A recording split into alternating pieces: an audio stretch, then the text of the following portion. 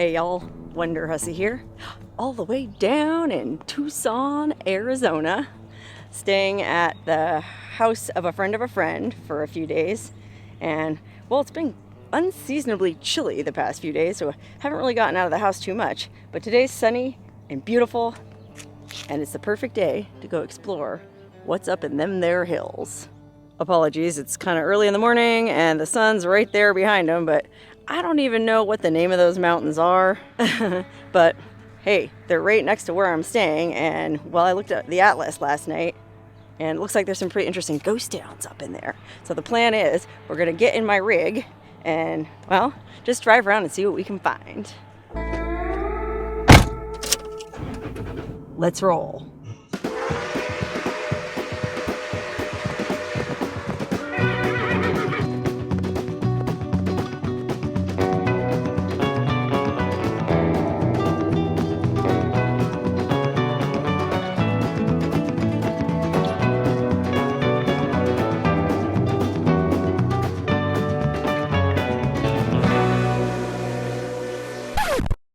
Oh man, private property.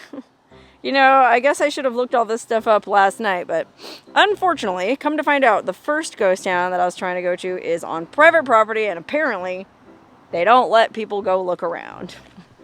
Boo! Yeah, and this Arizona is the kind of place where these people don't mess around. I ain't trying to get shot today, so I guess, well, we've got 2 more ghost towns pinned on the map. Second time's the charm.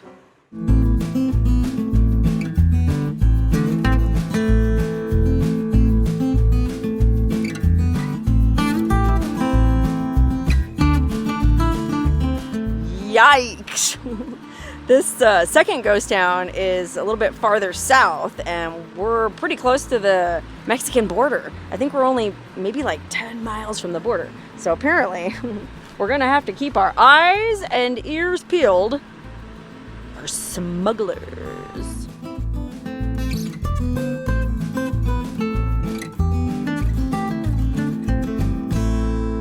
Well, we made it to the second ghost town, but guess what? This is the town site of this place called Harshaw. That was an old mining town from the 1800s. And it was national forest land right up until the dang ghost town. And now, private property, no trespassing. Wah, wah, wah. Man, it's a real bummer because you can see right behind the sign there's one of the buildings. And it looks pretty interesting, you know. I bet it'd be a lot of fun to poke around. And what's more, when I was doing my research last night, I looked on Google Maps, a satellite view, and there's a bunch of old abandoned crumbling ruins up the road a little bit. But, well, gee, for the second time in a row, I'm shot down by a private property sign. Signs everywhere, signs blocking out the scenery, breaking my mind. Do this, don't do that, can't you read the signs? Man, I guess I'm just spoiled from living in Nevada, because I think Nevada has one of the, or maybe the highest percentage of federally owned public lands in the United States. So gosh, you can go pretty much anywhere you want to in Nevada. Not like here in Arizona. It's a bummer, too, because there's this national forest sign right here, which I guess is technically the town site, but, well, a lot of the town was up the road a ways. And you can see here, the national forest land ends right there. But on the plus side, over there where I parked, this is all national forest land, and it's absolutely beautiful up here. I mean, we passed a number of really amazing campsites driving up this road, and gosh, I don't know what kind of trees these are here, but they're friggin' gorgeous right now. It's mid-late October. What's today? Oh, it's late October. It's October 29th. So end of October, the leaves are turning. It's just beautiful. And there's a ton of these mesquite trees. I'm parked in the shade of this, I don't know what it is, but that's a campsite too. Oh, look. UPS. I think there's a really big active mine around the corner, so. All right, well, we have one more ghost town plotted out to check out. And I'm pretty sure we can at least get into this one because, well, my friend that I'm traveling with, he's been there before. So, third time should be the charm. See, look at this cool little fire ring, shade under this tree. This would be an amazing place to camp as long as you weren't afraid of, well, smugglers. But look, I just happened to spot something in the trees up here. While we're up here anyway, I might as well do a little investigating. It looks like it's an old cemetery. Wow. You know I love me my old cemeteries, and this looks like a doozy. Okay, wow, you can tell we're close to the Mexican border because this looks, almost looks like a cemetery in Mexico. Oh, look, yeah, this is the Harshaw Cemetery. So apparently at least we can go into the cemetery as long as we remember to close the gate behind us, which we will. Wow, there's all kind of graves all over the place here. And some of them look like they're real old. Like, look at this one. You can't even make out the name on it or any information. No dates. And then, oh gosh, this is... Okay, this one here is terrifying. For a couple of reasons. First of all, it's just a slab that apparently had some kind of weird plumbing attached to it. I don't know what kind of a grave this was, but then look at this. This is just... I don't know why, but I find this really creepy. This old rabbit. Looks like it was an old stuffed rabbit stuck in a jar. And this rabbit has been through the seasons. Oh no, look. It was an Easter bunny. There's little Easter eggs in there. Somebody came and put that on somebody's grave for some long forgotten Easter. But yeah, you can see this Mexican name, Marcelo Tapia, died in 1957. Recuerdos de esposa y hijos. I think that means memories of wife and sons. And then there's Mercedes Tapia. Wow, look at all them Catholic icons. Holy cow, now that's an old grave. Dang. I can't quite make out what it said. Oh, born October...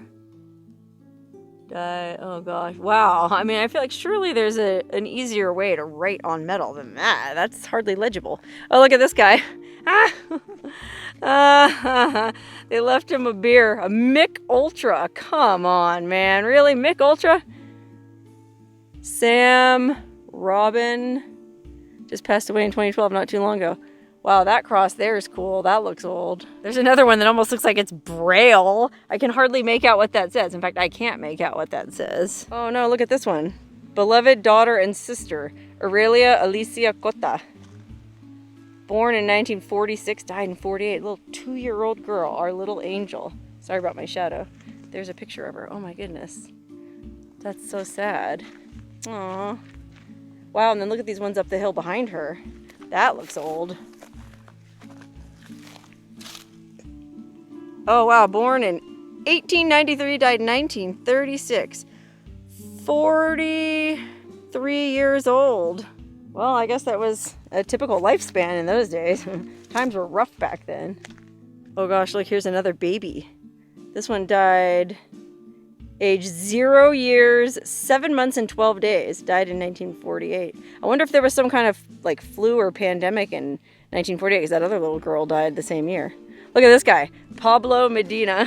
He's got a bunch of beer bottles stuck on his grave. Looks like he was a hunter and a fisherman. And he lived a nice long life, 81 years. Good for him. Oh, he's got beer cans hanging on the cross. Wait a minute, isn't that sacrilegious? I don't know. Oh wow, look at this one. This one's kind of interesting. Teresa, or I guess it'd be Teresa de Acevedo. Doña Teresa Acevedo was a well-known midwife. Says she became a certified midwife and delivered more than 100 babies. Born in 1877, died in 1943. Man, can you imagine? I mean, giving birth back in those days was dangerous enough, let alone by a midwife way out here in the godless borderlands. That lady must have some stories. Gosh, there's so many unmarked graves everywhere you look here with just these rusty old markers and no information left all these years later. And well, a lot of times it's just a pile of rocks. It's really, really haunting. I mean, that right there, that pile of rocks, I guarantee you that's a grave too. There's not even a marker on it. Okay, wow. Even though we weren't able to go to the actual town site, which is a bummer, this cemetery is interesting enough to where I'm really glad I came here. And there's a whole bunch more graves up on the hill here. Let's see if there's... My friend said there's one that has a really interesting story on it somewhere up here. Looks like a lot of these people died in the 30s and 40s. Maybe that was the heyday of this town that we were trying to go to, Harshaw. I guess maybe from what we were reading, it looked like the boom days were in the 1890s, I think. But it looks like people lived here till the 40s. Oh, wow, look at this one. A guy died in 1899, born in 1846. Wow. That's wild. Angel Soto. Oh, look, down here. It tells a story about him. Uh-oh. I saw where it said, a violent death, and I got interested. It says about 100 years ago, on December 23rd, 1899, which, by the way, is 121 years ago now, Angel Soto, the man buried here, was making preparations for the holidays. He intended to sell one of his cows to someone near the Morning Glory mine. When he reached his destination, his cow was already being butchered. Evidently, an argument arose and Angel Soto was killed. The killers put the body in a buggy and took him to Blue Nose Canyon, 2 miles south of here. The killers then fled to Mexico, approximately 10 miles away. It wasn't until late February of 1900, which is 2 months later, that Angel's body was found by a woodcutter. Having been covered by snow, the body was well preserved, which allowed the family to give him a Christian burial. Wow, that's crazy. Holy cow, man. Yeah, times were violent back then. I mean, I guess they still are. You know, if what I've seen on the TV is to be believed, there's all kind of murder and mayhem going on down here. Wow, look at this one. I don't know if that's meant to represent the crown of thorns or if it's just an old wreath or what, but that is really, look at, I mean, you can barely even make out the date on it. May 19, I don't know if it's disrespectful to, 1931, it's not that old. Well, I mean, that's old, but, you know, relatively speaking. That thing looks like it's from the 1600s. But then look over here, there's this big stone enclosure. This must be the fanciest grave in the whole cemetery, I guess. Oh, it's like a private family plot. Well, aren't you guys fancy? Oh, see, it's the white folks from the area, the Sorrells. What's the one in the back? Alma Sorrells, born in 1839, died 1907. And then it looks like her son and daughter, Freddie Lee and Bertie May. Oh, wow, he was 5 and she was only a few months. Oh my goodness. She's buried with her 2 babies. Okay, wow, I guess she deserves a fancy rock enclosure. But still, it is kind of interesting to note that all these poor Mexicans are just kind of scattered around, and then like the ranch lady, so to speak, has her own private enclosure. Oh, wow, this friggin' cemetery is a trip. Man, yeah, it was a bummer that we weren't able to go. Look at this one. It's so off kilter. It almost looks like one of those real estate signs, like there should be a thing. Oh my gosh, yikes. For sale. This plot in this graveyard. Any takers? Well, what I was about to say is, yes, it's a bummer that we weren't able to go to the actual Harshaw town site. And it was a bummer that the first ghost town we tried to go to was on private property. But this cemetery made everything worthwhile. And we know for a fact that this third ghost town we're going to is a sure bet. So we're going to head over to ghost town number 3. But on the way there, we might need to make an emergency tamale pit stop. We headed back to this funky little town we'd passed through on our way to check out Harshaw, a historic railroad town called Patagonia, Arizona, where we'd noticed a tamale cart had been set up in the parking lot across from the farmer's market. Oh, far out. Yum. Tamales. And they look like they're homemade. Look at that. They got beef, pork, or rajas, which is green chili with sour cream. Oh, man, look at these tamales. Yum. Oh, thank you. Yummy. Thank you. Thank you. Look at these friggin' homemade tortillas, too. Oh, yum. We'll go in this little butterfly garden. Man, I'm starving. All that ghost town exploring works up an appetite.